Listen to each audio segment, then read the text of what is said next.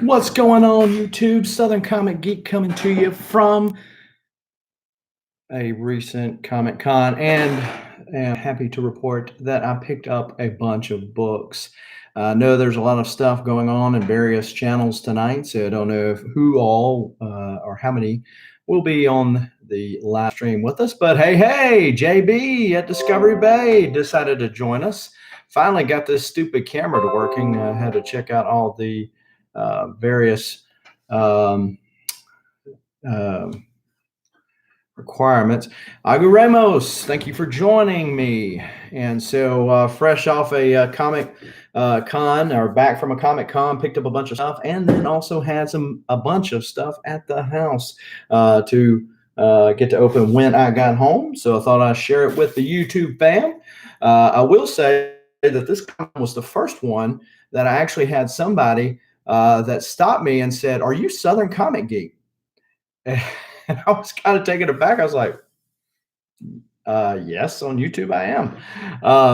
But and it didn't even dawn on me because I was thinking, how in the world do you even know that? Well, duh, Jason. McFly. You put out YouTube content all the time, and so you're on various channels, and then you're on your own, and people see your face. But I guess I didn't think outside of my 260 subscribers there would be somebody that would actually run into and would recognize me. I have always said I have one of those unforgettable faces, but hey, Freddy Krueger has an unforgettable face too. Didn't say it was good, just said it was unforgettable. Yeah, it is cool. It is cool. So, dove into a bunch of long boxes as well as picked up some stuff off the old comic watch list. Not the least of which is this little puppy right here, Killing Joke 9.6 CBCS. And this is the first printing. And so that was pretty cool. One of my sons was with me, and so the comic vendor said, "Hey, what do you like?" And he said, "Spider-Man." So he says, "Well, here, I got these extra Spider-Man." So he threw these out to my son. I told my son later on, I said, "You're not keeping these, right?" Because these were actually ones that I was looking for. That's Amazing Spider-Man 27, back when Marvel decided to renumber them for a minute. That's 28, 29, and 30. 30 was the one that I was kind of looking for. And so worked out pretty good that he was willing to give those to my son / me. So I thought, JB, you're the wanting the Transformer guy. Let me show this book like this. So I thought these were the first four. And they wanted $30. Dad tax, right? Exactly. And I said, "Oh man, that's that Sienkiewicz cover." And they had all four issues. They said $30. I said, I'm going to take it up on that. Well, they were in this package, and it's all on me. It's really not up on the vendor per se, because I guess it was plain as day. Didn't happen to notice that this 25 cents was actually on the comic itself. Exactly, JB. You got Halloween candy, you got Christmas stuff. You got a little scoop it off the top, right? So I didn't even notice that this was actually on the book itself. And I was like, wah, wah, wah, wah. Unfortunately, I'm the oldest, Agu, so I understand that all too well. The bad thing was that it was on every one of them but one, 25 cents. And number 3, and then number 4. Number 4 was the only one that escaped the wrath of the permanent marker. But yeah, I was so proud of myself. I said, yes, scored a hit there. And the last ball was called back. So did pick up one of these. Been on my watch list for a little while. Just hadn't been able to find it at the price that I wanted it. So picked up Darkhawk number 1 and a little newsstandy edition. I found a vendor there that actually had a bunch of newsstands, and so I'm not one of these guys that's newsstand or no way, but if I could take a newsstand, it's the same deal as a direct. I'll take the newsstand. So Batman 431, and that's one of those new standards. And Batman 641. This is when the Red Hood, after all that time, came back to life. Superior Hero Reviews. Thanks for stopping by, man. Just sharing some of my comic book hauls. Went to a small con in Mississippi, and wasn't a lot of creators there. The only signature that I got at the con was this Jason, since he has such a great name in the series there. He signed my pop for me. So, but Batman 441. And so this is about the time that Tim Drake was taken over after Jason had died. They kicked the bucket. And so picked up a little more Darkhawk newsstandy goodness. Number 9, number 8, number 7, number 5. Yeah, I was looking for, I should have gotten it beforehand, but I was looking for the Red Ranger Shattered Empire, I believe it is, the full cover. And I was going to get him to sign that too. But then after he was kind of a douchebag, I said, $50 is more than what I should give you. So, Agu, you don't even know who Darkhawk is? Did you grow up in the 90s? I mean, Darkhawk was the bomb, man. At least for a little while. So Darkhawk number 6, you know what you got to do when you introduce a new character. You always got to, what's going on, John? John just finished up with a smoking auction over there on his channel, was able to pick up a few books too. So I'll be showing those off fairly soon. 83 was a good year. Yeah, it was a good year. This was 1991. So, wow. You wouldn't have been that old. So yeah, so you got to put some staple characters in with the series to try to boost the new character up. There's number 5, Fighting Portal.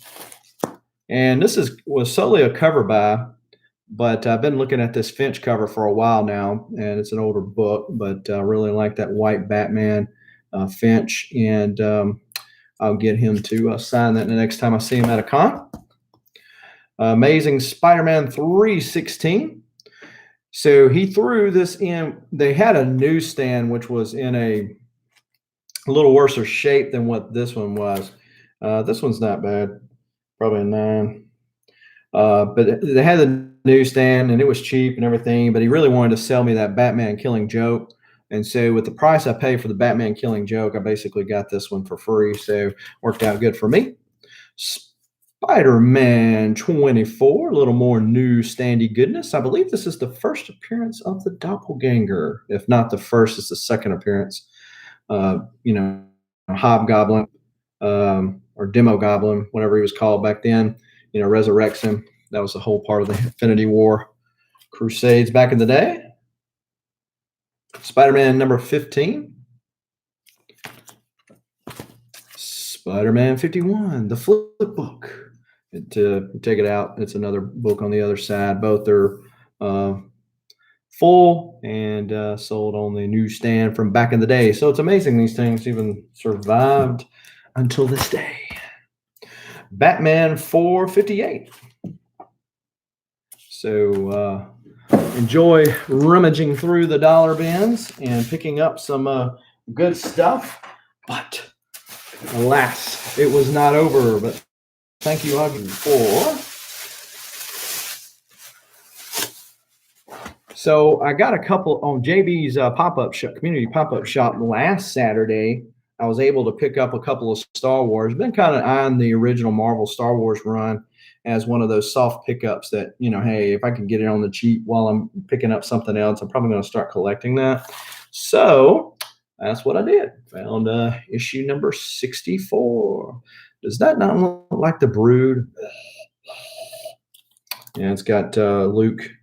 I'm assuming that's Luke in his eyes, the reflection of his eyes there. Picked up this bad boy, and Starlin Cockrum, and of course, early McFarlane art on the Batman for the $20. And so Jim Starlin's going to be at the Huntsville Comic Con next month. I'll get that puppy signed. So Detective Comics 575, a little Batman with some gun action. You know, I don't see very much of Batman with a gun, depending on who the writer is, as to whether or not he has a conviction against it. So I picked this one, this one, this one, and this one, all for the sum total of $10. So $2.50 a book. Didn't think that was too terribly bad. Picked up Batman 630. This is the issue after the Red Hood is reintroduced. Of course, Jason Todd. And so picked this one up out of the dollar bin. Picked up a couple of classics out of the dollar bin too. Batman and the Beast, which is Starlin and cover art by Mike Zeck. And so first of them were Batman and the Beast. That's Batman 417, Batman 418,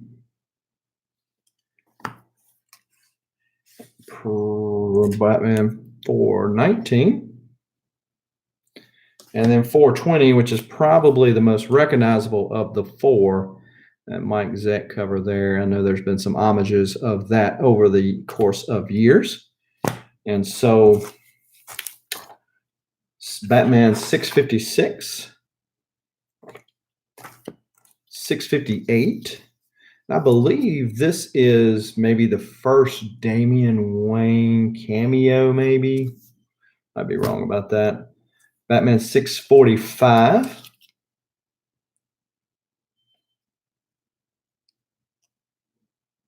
Yeah, and it was in the dollar bin. So I'm like, hey, wasn't much to think about there. Batman Grave Consequences. That's Batman 639. This is all again, part of when Jason Todd comes back. Picked up a little Jim Lee goodness. And if you're a child of the 90s, you certainly remember when these things flooded the shelves everywhere. Wildcats #1. Because I found the first Prism cover, Wildcats #2. Disco, disco, disco, disco, I hope JB doesn't have that trademarked. Anyway, All-Star Batman and Robin #7, Jim Lee and some Frank Miller goodness. I need 2 more to put my set of that. Man, can't beat that with a stick. Well, I needed past tense, so that's kind of gives you a hint of what this next book is. But I've needed a total of 5 Uncanny X-Men to complete my Uncanny X-Men run of 544. There's 544 books. Some of them I have multiple covers, newsstand, and the direct edition. Some of them, you know, different covers, especially towards the latter end of the run. There were a lot of variants, of course. But to have every single issue of 1 through 544, only needed 5. Now I only need 4. I told my son, I said, I think I'm going to pick me up a big book. Now, this is not some people's definition of a big book, but when you drop 300 buckaroos on that puppy, it's a big book to me. And so this one presents awfully well. There's a little bit of foxing, it seems, on the back. And that corner down here has seen better days. And so I imagine that, and it's creamed off white pages. So, but yeah, it presents really well. So, yeah, Submariner appearance, since he is the mutant. This is when they find out that he was indeed a mutant, or it's listed as him being a mutant first time. And that's Uncanny or X-Men 6. Since Uncanny wasn't added to much later on in life. So, picked up an oldie right here, Uncanny X-Men versus the Teen Titans, #1, which there was only one. There can be only one. It's the Highlander. Anyway, so yeah, I picked up this book, some Claremont goodness, some Simonson goodness, and I'm hoping to see Simonson later, which you'll see one of my books later. You'll know why. this year, and Claremont's going to be in April. So pick this one up in the $2 bin. The $2 bin. I believe this is kind of a spec book. Some Bill Sienkiewicz goodness from early Moon Knight, and this is a person I believe is supposed to be in the Moon Knight TV series. Also, another Star Wars 79. Star Wars 79. Well, I appreciate that, guys. It does feel good when somebody else says, "You're not off your rocker for paying that much for a book." I got them to come off a little bit, so that was always good. So I picked this puppy up too. A newsstand edition of Thor 337 with Beta Ray Bill. First appearance. So got that on the cheap. Paid $45. I think with a good pressing, it's probably an 8.5 and a 9 candidate all day long. Not much more than that. But wanted to get that added to the PC. And picked up these as a set. Basically paid $2.50 a pop for them. At the same shop. There was a small shop that I stopped at last night on the way to the con. So Amazing Spider-Man 19, the 19 HU, which is kind of part of the backstory that's going on. They added this extra issue, just another way to sell more comics. So that's 16 HU, 18 HU, as long as they don't say FU. Amazing Spider-Man 17. 18, 20, and that was 20 HU, so here's 20, the regular, 21, and then 22. So some more pickups there. And those are all the ones that I picked up at the con. Now, I was able to snag some stuff off of the internet. It's a good thing that Al Gore invented the internet so that I can just get all these kinds of goodies all the time. Of course, some people might, my wife being one of them, might not agree with it being a good thing because I spend way too much money. But I think we all do. I noticed one person's name on YouTube was Comic Crack, and I think that's a pretty accurate description of the way comic books can be sometimes. Just stopping by to say hi. Well, hello, Mike. Mark the Cutty Shark. Great evening. How are you? So, this has been a pretty popular book as of late, and to be honest with you, I wanted it, but I don't know that I want it that bad because it's been a pretty hot book on eBay. I'm actually tempted to throw it back up there and sell it and call myself good because it's so popular. No, it's not Batman 89. It is a C2E2 exclusive. Someone had told me they had an extra one. Would I be interested? And I said, yeah, I'd be interested. So I paid them for it, and they shipped it to me. And meanwhile, back at the ranch, these things just keep skyrocketing higher and higher and higher. And so I'm like, my goodness, what am I doing holding on this puppy? I better strike while the iron's hot, He definitely packaged it well. So scared to move that thing around that book because I'd be so mad at myself. Kind of like I was with the Transformers, but just at a whole new level. It's like years ago, I pulled the my Infinity Gauntlet 1 out of the tape from the board bag stuck on it and tore the page, front cover. So, kind of a popular book, and with what I paid for it, even counting shipping, I was like, man, I could still make some money off this thing. So this is number, I think these things are numbered. Limited to only 3,000 copies. Oh, here it is, in the front. 1743 of 3,000, so kind of in the middle there. Pretty cool looking cover. I know there's a couple other ones out there. There's a blue Miss Marvel. The green Rogue one is the one everybody knows about. But yeah, I'm kind of tempted. I'm a Wolverine fan. Picked up a lot of the Wolverine covers, but I don't know how big of a Wolverine fan. Anything I've got is for sale, just about it, except my soul and my kids. My wife asked, what about her? I didn't say anything. But so, when it comes to comics, even like that Uncanny X-Men, even though I've spent a lot of time, a lot of energy, a lot of money on putting that Uncanny X-Men run together for the right price, it's gone to you. So, so I was on an auction somewhere. I don't know if it was JB Pop-Up Shop or not.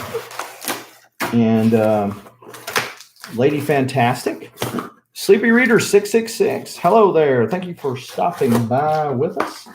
Hopefully you ain't got the coronavirus or anything.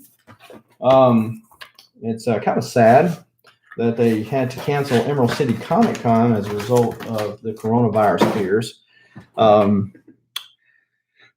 I wasn't going to get to go anyway. So it sounds kind of selfish, but I wonder if it's going to end up falling on a week I could actually go. Well, we'll see.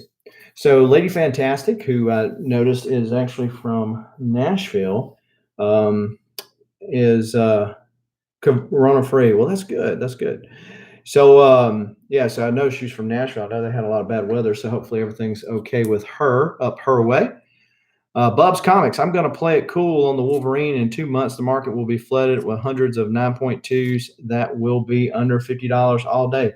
Oh, come on, Bub. Bub, look, I can make you a deal on this thing. A deal. At least in my mind, I don't know if you'd like it, but, it'd be a good one in my mind. Uncanny X-Men 500 already had this issue, just didn't have the Alex Ross cover. Got it on the cheap on that auction. What's up, Batcave? Thanks for joining today. Picked up this X-Men 1. And it's got Deadpool. It's the Beatles homage cover. And the name of the album the Beatles had kind of flees me right now, but they're kind of walking across the street right there. Maybe somebody in the chat can elaborate as to what that album was. But that's kind of that homage cover there. And so when you start, at least me, when I start buying on an auction, I end up leaning more towards maybe one seller. If there's multiple sellers, I start leaning more towards one seller because I've got other stuff and kind of want more things to kind of split the difference in the shipping.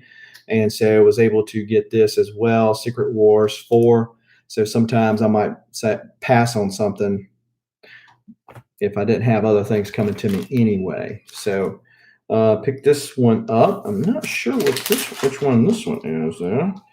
So Venom, this is Venom Battle Lines variant, Max Lim cover. This is Venom 14. So pretty cool issue there. Uh-oh. Well, Sleepy Reader, you just figured out who Ago is. Hopefully you don't know where he lives in. Like I said earlier in the chat, today was the first day at this con. Somebody stopped me and said, "Hey, you're Southern Comic Geek, aren't you?" And I was like, "Wow, I'm a big-time YouTuber with all 260 of my subscribers. How in the world did that happen?"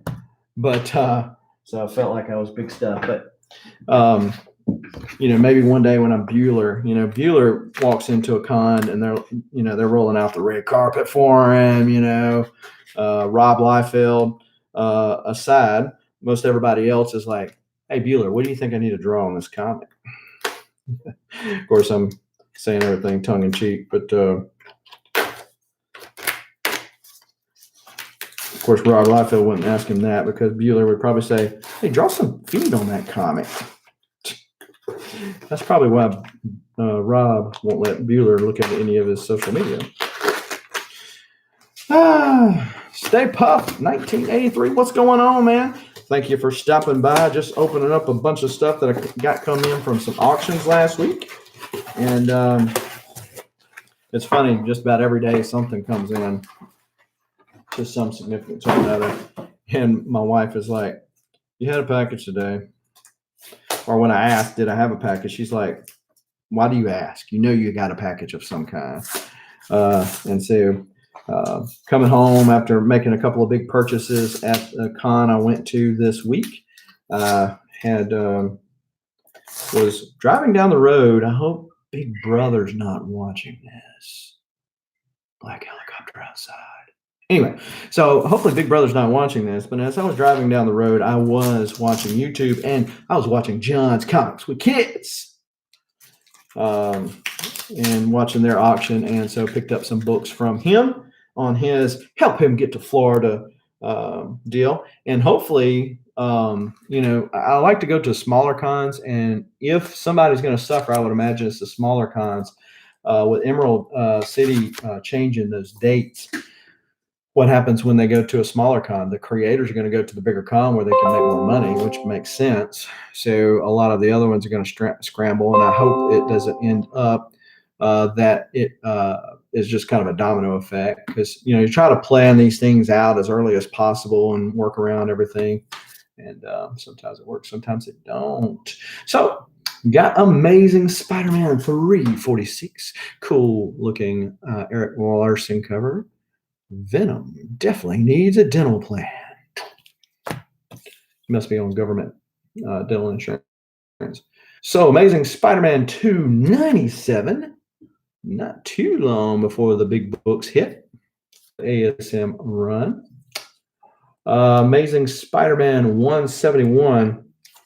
I got these from Mr. Comics 89 on, I believe it was JB's pop-up shop. And he had all these up there on the cheap, and so I just said, "Hey, I'll just buy them all." I think he did a deal for them all.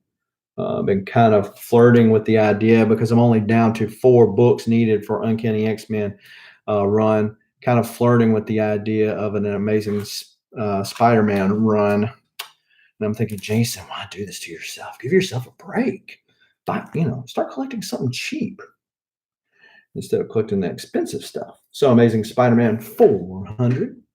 The Tombstone cover. And this is Amazing Spider-Man 46. It's got the shocker on there. I would be shocked. Dad joke. I would be it does say first appearance of the shocker. I was going to say I would be surprised if it was the first appearance of the shocker, but according to this right here, Mr. Comics 89, who is a bigger aficionado when it comes to Amazing Spider-Man than I am, he says that it is the first appearance of the shocker. So we'll go with that. 1-2 Comic Talk. What's going on with you, man? Hey, the other night, 1-2 Comic Talk was getting in this big box of comics, similar to the ones that I'm opening up tonight, and something went wrong with his sound. And it was funny because everybody in the chat, we were saying, "Hey, you sound like a robot." He's like, "What are you talking about?" And he was like, and so we were just going on and on about the stuff, and anyway, it was funny. I guess you just had to be there. Mark Spector Comics, what's going on, man? How are you doing? I picked up thinking about Mark Spector Comics, a comic that he would appreciate, that I was able to pick up on the cheap today. One that he probably already has, and of course I can't find it. All these comics, what would you expect, huh? Of course. And let's see.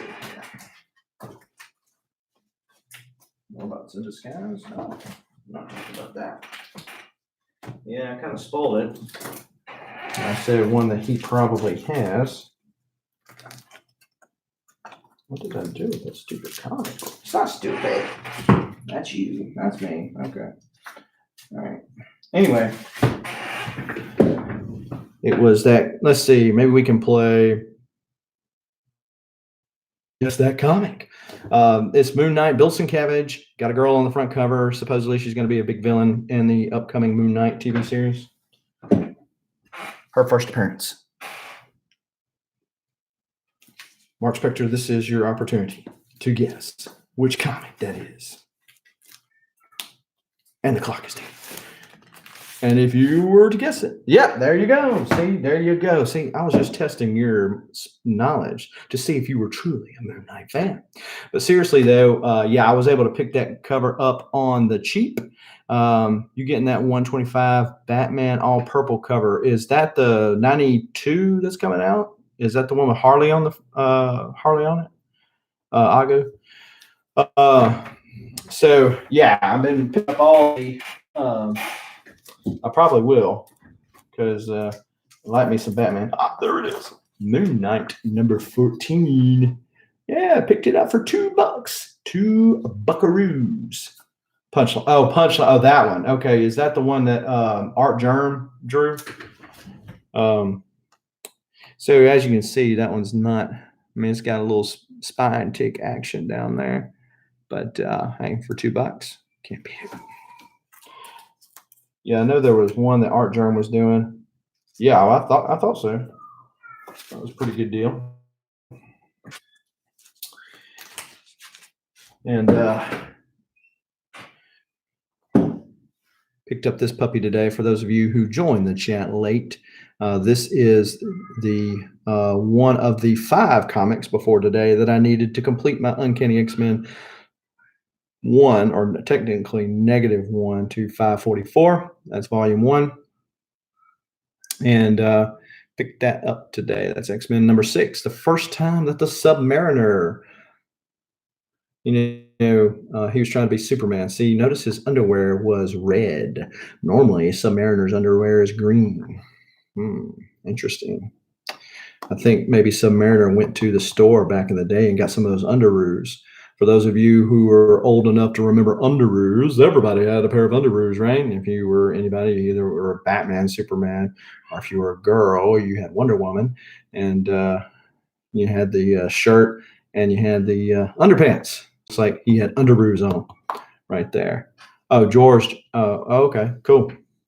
Yeah, I plan to.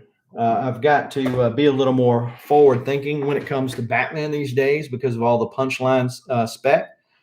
All the punchline spec. And of course, there's some punchline spec that I hope doesn't transpire. We won't go into that, but with all the hype surrounding it, I've managed to skim by with getting all the right stuff, except for the Hell Arisen. That one escaped me, and I believe, as I mentioned in another video, that it was really my LCS's fault because I had ordered it, and he said I had it, but when I got there, it wasn't there. I don't believe that he purposely sold it to somebody else, because if he sold it to anybody else, it was probably at cover price. He's not swift enough to do anything more than that, but I think nevertheless, I think he sold it. And so he ended up giving me a copy of that week's X-Men.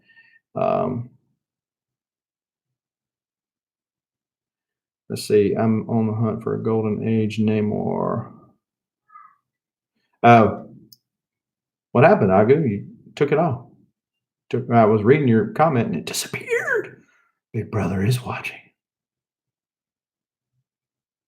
Anyway, so because I don't have no Blue Ridge people out there, sometimes Biggie's on these various things, and he'll accidentally knock somebody off. But so I'm guessing that you. Punchline is not Matthew. Worst is the only one with that rumor. He said that, but then also Comic Tom said that when they were talking about their top 10 this week. I don't know. I hope it's not the case. Whether you agree with that kind of stuff or not, all that aside, DC's in it to make money. And the last thing they need to do is be so controversial to potentially hack off people to the point to where some of the fandom would say, "Oh, screw it, I'm out. I'm not going to read it anymore." Oh, yeah, he said he didn't believe it, but he did mention it, right? Well, yeah, Tinian basically said she's a bad guy.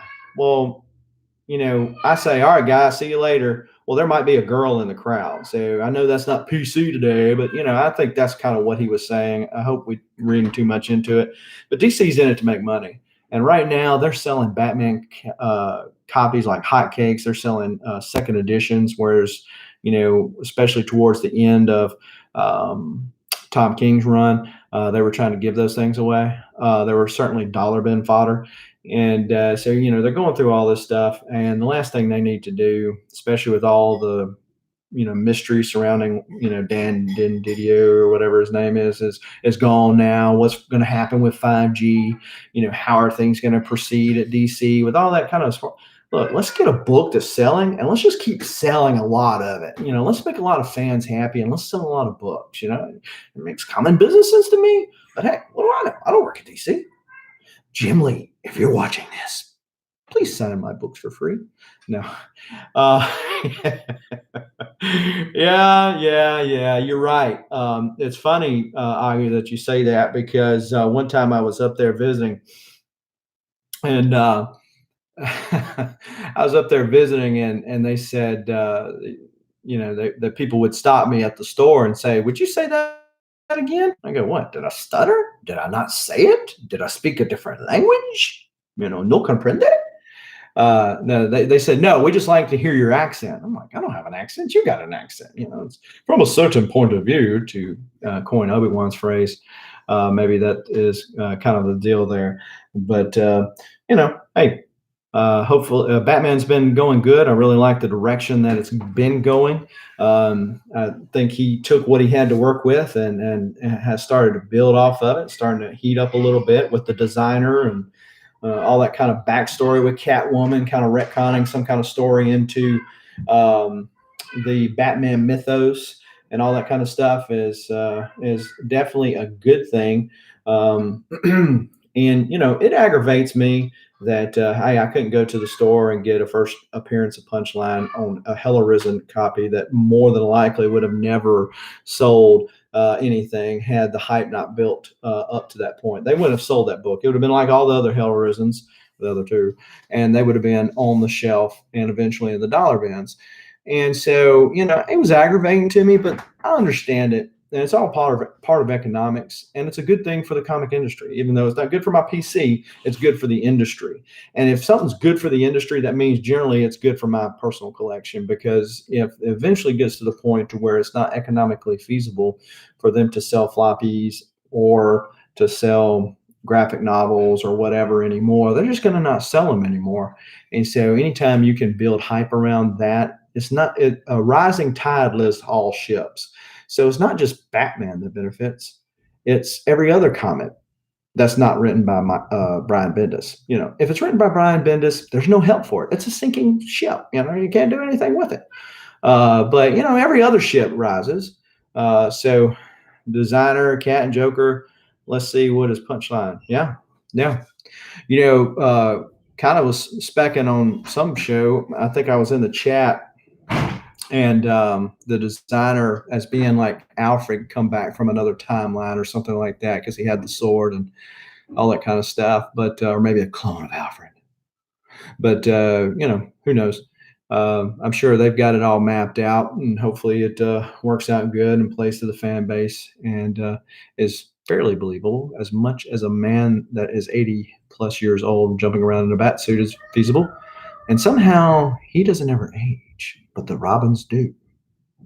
So, as feasible as comics typically are, right? So, I think is a good thing that X-Men. There's a hype around the X-Men. Most of the X-Men titles are, in my mind at least, and a lot of other people's, worth the hype. Some of them not worth the paper they're printed on, but it's always been that way. Even back in the day, back when you had Prowler comics and you had Prowler, first appearance, those gimmick comics, they would have a gimmick on every single copy. And as a way to get people started on that issue. And then every other issue in the series would be worthless before you even pulled it off the shelf. Kind of like buying a new car, but just not as consequential. Anyway, and all the Image comics, they printed, they cut down every tree in Seattle to to print Youngblood #1, and wasn't that worth it? But so the more hype around there, the more movies they make, the more comics they sell. It's a symbiotic relationship, not in a Venom way, especially a little Venom way. Why did I do that? Gotta watch how you do things nowadays. Certainly not gonna put a join me thing in the live chat. We don't want no little venoms on this channel, okay? Anything against Venom because he's black. Because I don't want no little carnages on this channel either. It was big. Yeah, yeah. We don't want anything like that on there. But it is certainly a fun thing, and reading comics and getting into collecting it, getting on the hunt, on the prowl. And so next weekend, I've got another big weekend because I've got a Comic Con coming up in Lafayette, Louisiana. Ask, oh, bull. My mind just went blank. Like it was Mind Wipe by Professor X. I hope Onslaught's not on his way. Seriously. No, not really, but a little more seriously. The Who Dat Comics. That's who I was trying to think of. So Who Dat, I asked him, I said, man, it's not that far from me. And he's like, no, I'm too soon off of a vacay, so I'm not going to be able to do anything. But so I went up, I'm going to go over to Lafayette next week. Graham Nolan's going to be there. He was the co-creator of Bane. I'm going to get my first appearance of Bane signed. Stephen Butler's going to be there, which was either the creator or co-creator for the Scarlet Spider. I'm going to get the first two appearances of the Scarlet Spider done. And I'm also going to get him to do a sketch cover of the Scarlet Spider. Now, here's an amazing thing, and comic creators, take note. It's amazing that Stephen Butler, he's done a lot of work over the years, probably best known for his, at least in the mainstream comic stuff, is the Web of Spider-Man, that whole clone era, which I understand the writing went south and made it all crazy and all that kind of stuff. But, good art. Certainly as being a child, or I wasn't a child by the 90s, but growing up in that era, that I remember buying all those things off of the newsstand. So Stephen Butler lives in Mississippi, and so he's had a lot of work. Well, when these comic creators get so big, they start charging more and more for their work, which is understandable, I guess, unless you're paying for it. That's really not understandable. Work's work, right? Anyway, so it's your choice whether you want to buy it or not, whether you want to pay the money. So there you go. So I reached out and asked him and said, hey, this is kind of what I'm looking for. How much would it run? Just kind of want to know, save my pennies, as it were. And he says $100, $100 for a full figure sketch cover, colored. That's right. First, full sketch cover, colored, $100. Dang gone. You go to these cons with these people that have great art. I'm not taking away from that. They're just not known out there in the artistic community, comic book community. They're charging that. And so I'm like, man, that's awesome. I might get you to do two of them. Because I got Tyler Kirkham to do one for me, and it was 325, 350. And that was just a sketch cover of Joker and Red Hood, and so got that. It was 350. Paid more than that on some of the other ones that I got at GalaxyCon. Alan Bellman's was only 175. Who worked with Stan Lee at Timely Comics back in the day. Got a couple of rye drawn by various people, Clayton Crane being one of them. I think Clayton Crane's was $200. So, definitely a very reasonable price. So I'm going to get him to do one. So he's going to be at that one. He's going to be at the one in Huntsville in April, and then Jackson, Mississippi. He's going to be there as well in June. So, but I figure I'll go ahead and get that knocked out and get him to do that there.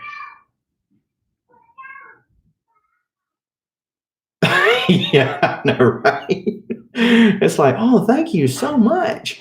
And, hey, it's their skill, it's their trade, it's how they pay the bills and put bread on the table. So, I mean, I understand. And, the community as a whole could say, hey, we're not going to pay that. And guess what? They would lower their prices. But the community has spoken. and that's how our capitalist society works. But I think it's a great price, and so you know so I plan to get him to do one or two for me, get him to sign a couple books. Jason David Frank, who played Tommy as the Green Ranger. Also, if you're familiar with the Bloodshot YouTube movie that they did with the Valiant Universe, yeah, sure. And with the Valiant Universe, he actually played Bloodshot in that. So that was pretty cool. And I'm going to get him to sign a pop and also one of those full versions of the Shattered Empire. Going to get him to do that as well, sign that. Also, Kevin Conroy is going to be there, and I'm going to get him to sign a Batman animated series pop. So basically, these pops, I'm not one of these big pop collectors. You go to these comic cons, and good Lord, there's pops for everything. But if it's something that's like non-comic related, but it's kind of reminiscent of my childhood, that nostalgia factor kicks in, and so I try to have pops as a way to kind of make it compartmentalized, because it can get out of hand. And speaking of getting out of hand, so I got Lou Ferrigno to sign a Hulk can because I couldn't find a Lou Ferrigno pop or a regular Hulk pop. The Mark Ruffalo version was there, but I was like, no, I'm a purist when it comes to that. So we did the Hulk hands, got him to sign it inside the hand there. But aside from that, all the rest are pops, and then that way I can put them on my wall. They're real nice and neat. They're all the same size. Because I haven't got any big ones like a DeLorean or anything like that, a Ghostbusters car, Echo One, anything like that. And so planning to get that done next week. And then I had planned on the week after that, or 2 weeks after that, to go to Dallas to the Fan Expo. I had already planned my list out, which was front and back. Warlord, what's going on with you? Thank you for stopping in. Planned on going to that one in Fan Expo, and they changed the dates for my daughter's senior banquet. My third oldest child is graduating this year, and so that got canceled, needless to say. So that's fine. Let the funds, as they were, gather back up for the Huntsville Con, which I understand is a very big con. Big Will, Two Brothers Comics are going to be up there. Unfortunately, that is the same week as MegaCon, so I won't be going to that this year. Did kind of want to sneak down there, especially after the Dallas thing was out of the picture for me. But Huntsville's drivable for me, and so that works out a little bit better. And so if you noticed on Big Will's channel last week, we had a Southern Comic Talk, and we got together and we're talking about going to the Huntsville Con. Hopefully we'll be able to get together and do some stuff there, as what JB had mentioned that they were going to do down there at MegaCon, which is going to sound like it's going to be a blast. Of course, somebody's going to have to keep Perry in check as much as that's possible, and but I'm sure it's going to be a blast, and there's going to be a lot of YouTube content uploaded as a result of that. So that is great there. And Agu, we were talking about a head sketch. John Beatty, who worked with Mike Zeck on covers like The Web of Spider-Man, with him coming up out of the grave during the Kraven's Last Hunt. Batman back in the day, he worked a lot with Kelly Jones, the lone pointy-ear Batman artist, around the Nightfall time as the inker. But they draw too, and so he has a channel on YouTube, and he was doing sketches for $35, and that was shipped. And they were head sketches. He was like, "Oh, they're rough." I'm looking at them like, "Oh, they look too rough to me." So that was pretty cool of him.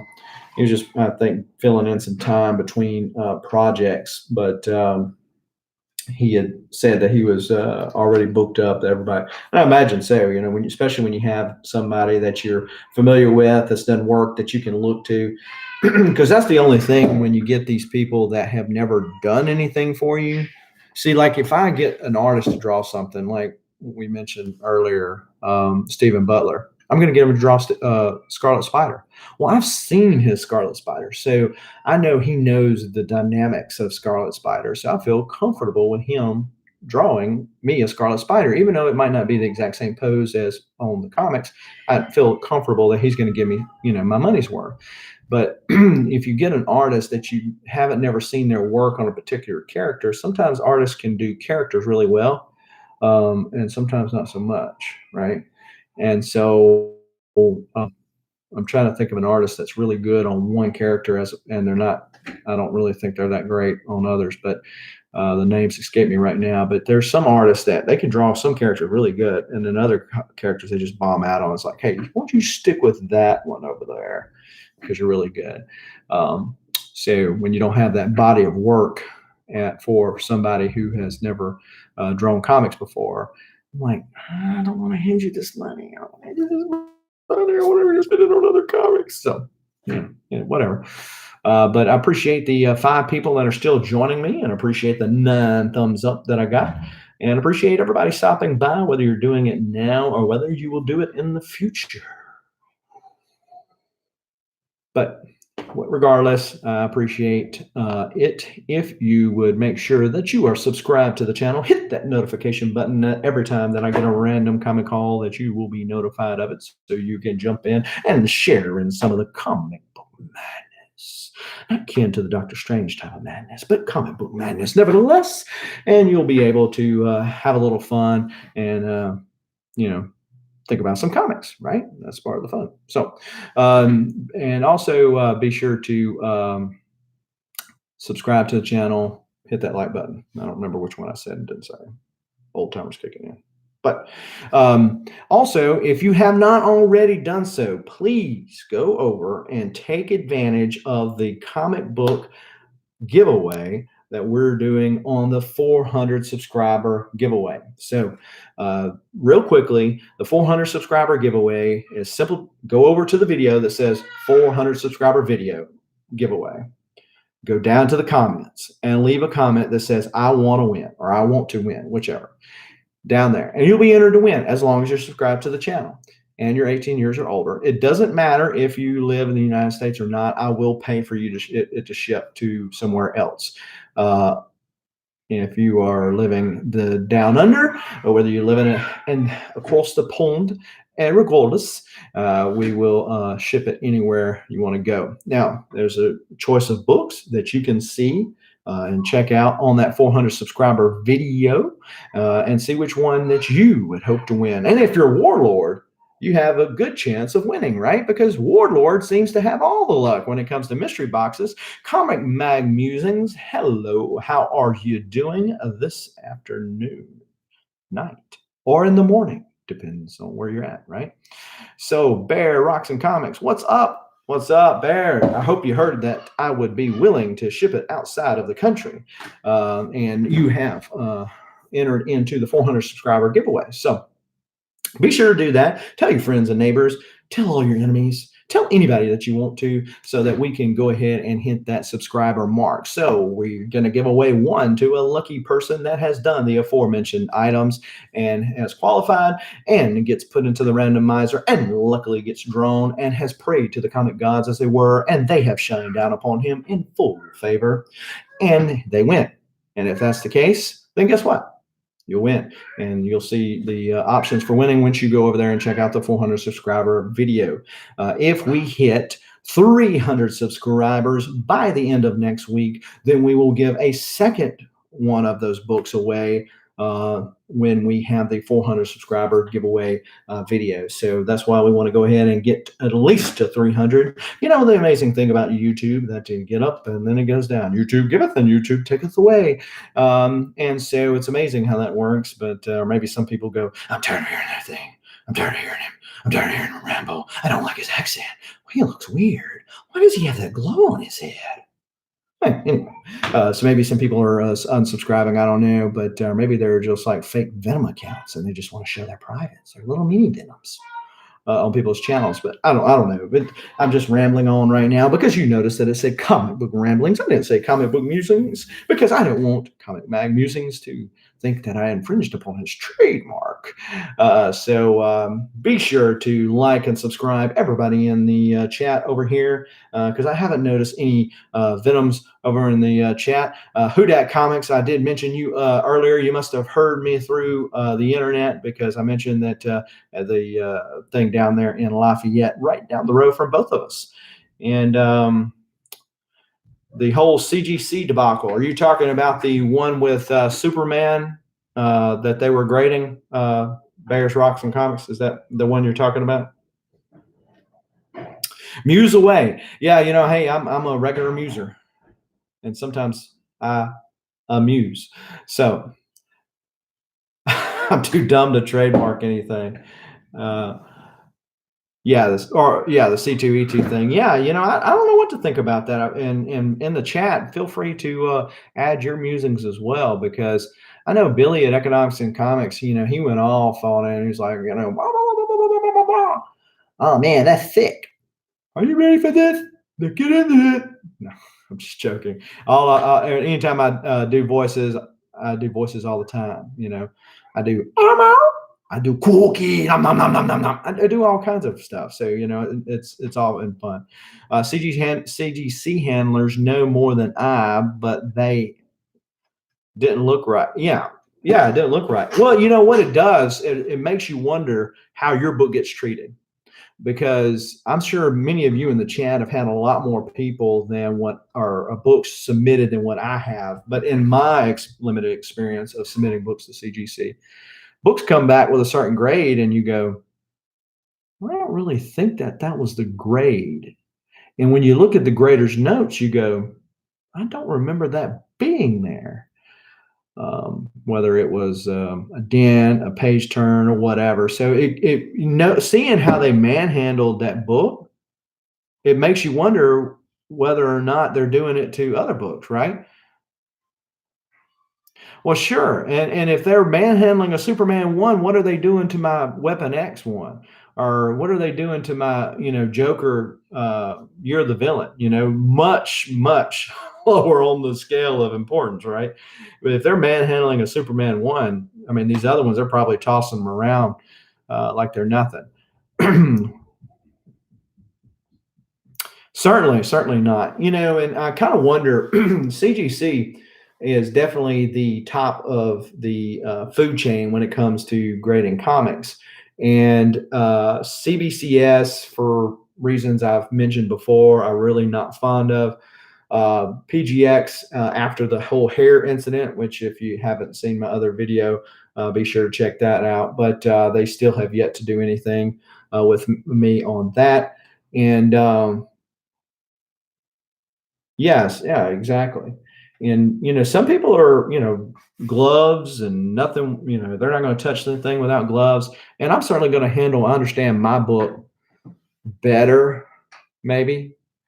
But when you're getting paid to handle my book, you better handle that thing with care. Certainly, if cameras are rolling. So the optics are bad, but CGC's up there at the top of the food chain. So they pretty much feel like they just do what they want to do. And I really kind of get the feeling that CGC is where they want to be, right?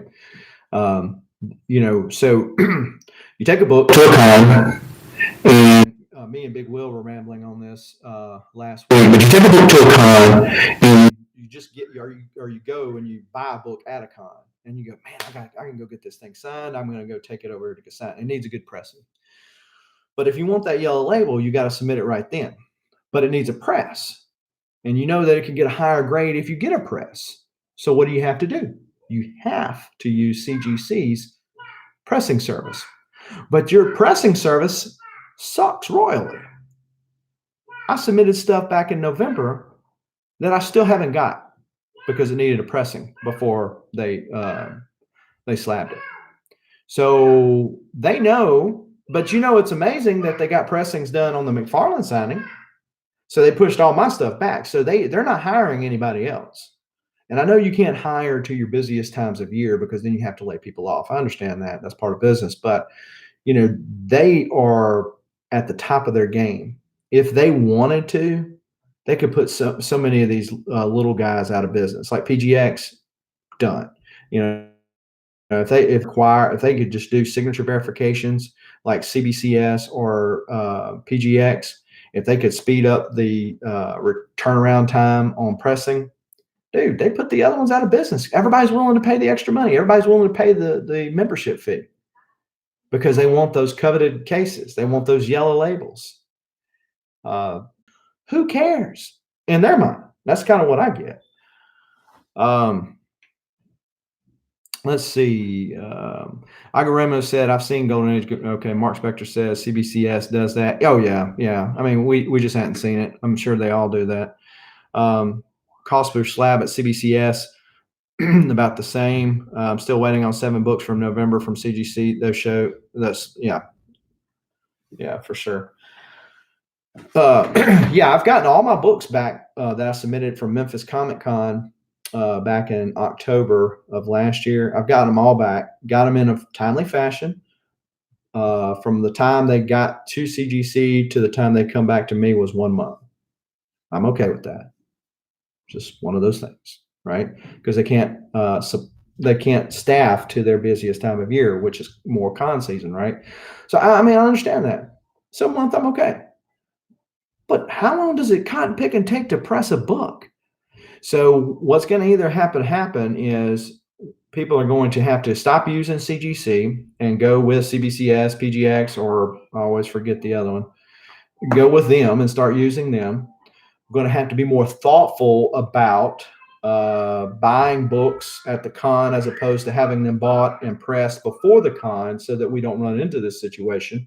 Or some entrepreneur out there could buy a pressing book. I'm not really familiar with the pressing and cleaning process, and maybe somebody in the chat is, but maybe somebody starts going to cons and saying, hey, I'll press for $10, you know? EGS newcomer, right? Yeah, and I've contacted EGS, and I think I might be going to send some books. I really like their labels. I don't like their cases. I don't like the stickers on the side of the cases, but I really like their labels. I've heard they're okay on grading, and thought about trying them out. Yeah, question really now, do you slab books? Exactly. And then what happens when people just say, I'm just not going to slab the book?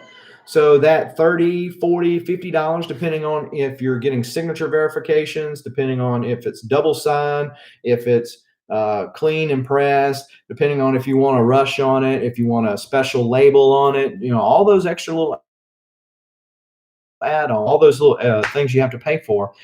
You might say, hey, look, I'd just rather buy a couple more books. Especially if it's for the PC.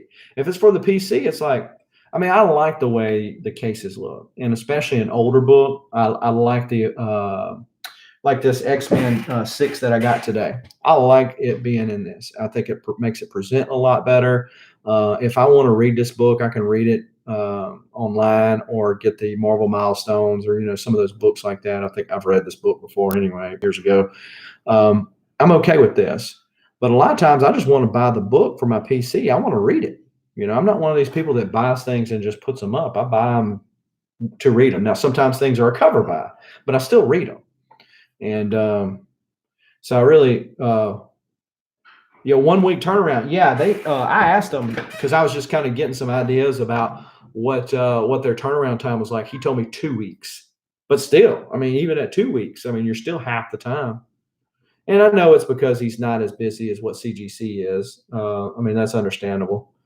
Mark, how does EGS grade a signed book with a C of A? Yeah, they do. Not to answer for Mark, but I asked them if they will grade it without a C of A. They will, just like PGX or CBCS does now. And they have all these variant color schemes. And that's one of the things I like about CGC is these new character labels. And I'm asking these other companies, I asked PGX before I got totally royally miffed with them. And PGX, if you're listening, because it was funny, the last time I got to talking about PGX, they sent an email to me as I was talking about them. But so PGX, if you're listening, the hair incident is not okay. And they asked me, well, maybe the hair is inside the one case and not the other. Well, I'm not cracking the case to keep from sending it back and you redoing this. Okay. If it's inside the case, it's going to have to be resealed, period. Or the case is going to have to be redone, whatever. And I'm not paying for it. And so I have contacted them on IG. I've contacted my email multiple times till finally they emailed me. I've called them 3 times. I got a return call that I missed. And then I called them back again and yet another phone thing. When I call CGC, I always get somebody on the phone. And so, there are some benefits to doing with CGC. I mean, I'm not dissing on I'm not dissing on CGC to the point to where I'm saying I'm never going to use them again. It's just an aggravating thing about their current business model, which is, I think, that we've got what we want, and if you don't want the rest of your business, then go elsewhere or wait for us to get around to pressing your book. But again, so maybe somebody in the comic book community starts going around to some of these cons. They got these fast grading services in which they charge more for. There's fast turnaround time, but that if you turn it in the first day of the con, you can get it by the end of the day or end of the con. Can you not do that with pressing and cleaning? Maybe somebody in the chat will be able to answer that question, because again, I'm not very up to date on that. Yeah, companies can't bat 1,000. You're never going to please everybody, and there's going to be one person. It's like with CGC. I was watching some videos, and people were dogging CGC out, and I'm like, usually they're fair on the grades, and cases look good. They come back in a timely fashion. They answer the phone when I need them. They answer emails when I need them.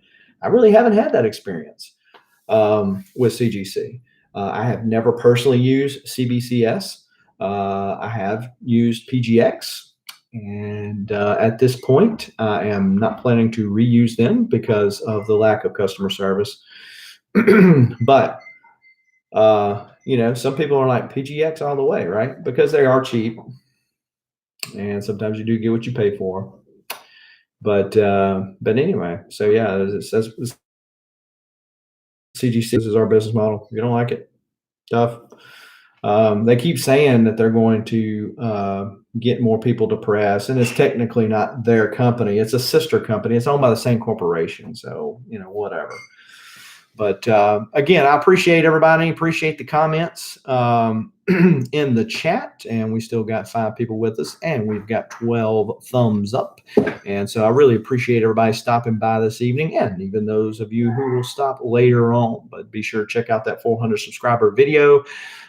Thank you for stopping by and sharing this 1 hour and 7+ minutes of your time, of your life, with me and with my comics. And until next time, keep reading and keep collecting. Adios.